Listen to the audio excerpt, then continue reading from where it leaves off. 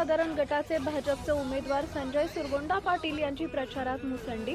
प्रचाराचे रान उठवत विरोधकांना दिले कडवे आवाहन। महापालिका निवडणुकीचा प्रचार आता अंतिम टप्प्यात आला असून कुपवाड शहरातील वॉर्ड क्रमांक 8 मधील सर्वसाधारण गटातून संजय पाटील हे भाजपच्या कमळ चिन्हावर निवडणूक लढवत आहेत।